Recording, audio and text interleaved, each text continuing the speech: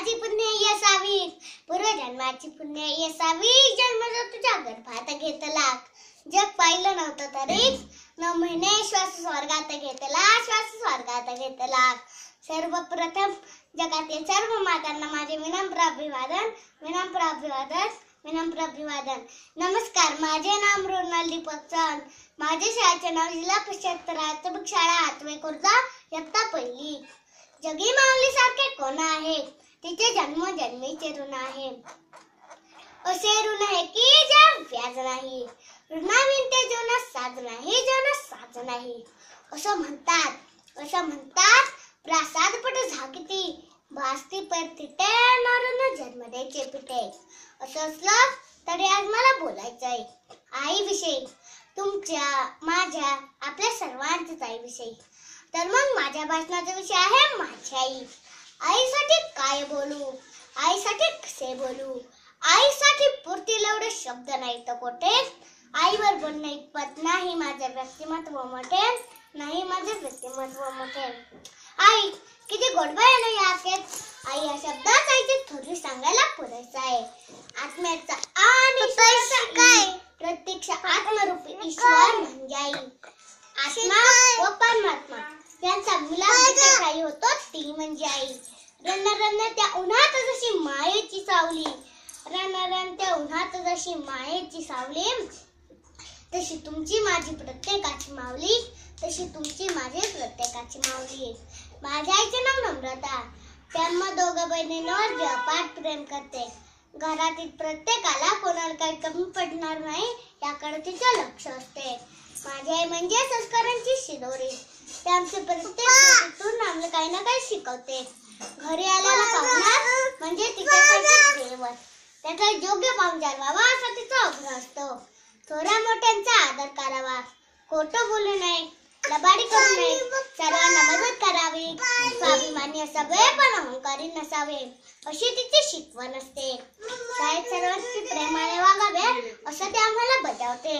ती सांगते जसं ज्ञान दिल्यानं ते वाढतं, तसंच प्रेम दिल्यानं प्रेमही वाढतं. मला भाऊ नाही पण तिला अजिबात दुःख नाही. ती म्हणते सई व रुद्र हे माझ्या संस्कार वेलींची प्राजक्त फुले. अशा माझ्या आईविषयी म्हणायचे वाटते, अशा माझ्या आईविषयी म्हणायचे वाटते. आई माझा गुरु, आई कल्पतरू, आई माझा गुरु, आई कल्पतरू, सौख्याचा सागरू आई माझी. प्रीतीच्या माहेर शांतीच्या आगर, प्रीतीच्या माहेर शांतीच्या आगर, मांगल्याचे सार आई माझी. माळ्याची माती गणाची आरती, माळ्याची माती गणाची आरती, दिव्याची वाती आणि संतांची संगती आई माझी, आई माझी. थोरांच्या लढणीत आईच्या संस्कारांचे मोल आहे. साने गुरुजींना घडविणारी श्यामची आई, आचार्य नवाजींना घडवणारी विनूची आई, अनोख्या महाराष्ट्राचा स्वाभिमान असणाऱ्या, मराठी अस्मितेचा प्रतीक असणाऱ्या श्री छत्रपती शिवाजी महाराज यांना घडवणारी थोर जिजाई. जिजाऊच्या प्रेरणेने शिवराय महाराष्ट्रात हिंदवी स्वराज्य स्थापन करू शकले.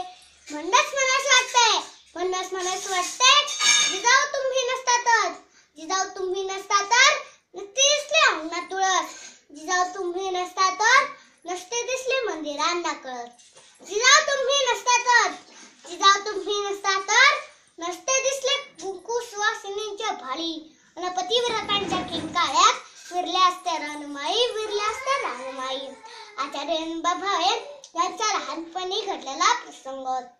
एकदा विनूच्या आई दारातील फणसाचे घरे काढते. इकडे विनूच्या तोंडात पाणी सुटते. त्याला वाटते मी आईचा लाडका बाळ, अयोग्य मलाच घर देणार, पण घडते मात्र वेगळेच. अयोग्य शेजारच्याला घर देते व शेवटी विनूला घर देते. त्यावरून हसतो आणि आईला विचारतो, आई मी तुझा लाडका बाळ ना, मग मला तू शेतीगिरी का दिलेस? यावर विनूच्या आईने दिलेलं उत्तर किती सुंदर असेल. आई म्हणते विनू बाळा, आपल्या घासातला घास तो दुसऱ्यांना देतो तो देव, आणि जेव्हा काही स्वतःसाठी राखून ठेवतो तो राक्षस. मग तूच ठरव तुला देव व्हायचंय की राक्षस. अशा थोर माता होत्या. म्हणूनच आचार्य नवाजींसारखे थोर माता घडले. म्हणूनच म्हणायचं वाटतंय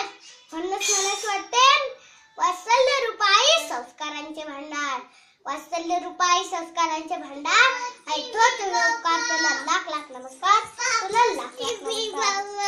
दिवसेंदिवस उद्धारपणाकडे जाणारी गर्दी पाहिलीस की मन अगदी आपल्या मुलाबाळांसाठी आपल्या स्वप्नांना केला या आई बाबांना वृद्धाश्रमाचा रस्ता दाखवणाऱ्या यांना धमानं सांगायचं वाटतंय.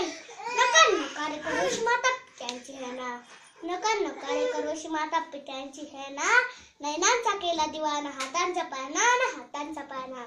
तुझ्या कुशीत जन्म,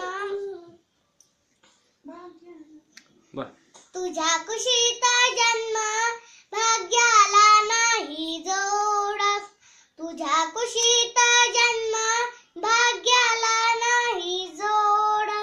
आई गाई तुझी माया पेढ्याहून गोड, आई गाई तुझी माया पेढ्याहून गोड. शेवटी शेवटी देवाकडे एकच मागणे आहे, देवाकडे एकच मागणे आहे, दीर्घायुष्य दे तिला माझ्या प्रत्येक जन्मी, तिचाच गर्भ दे मला, तिचाच गर्भ दे मला. धन्यवाद.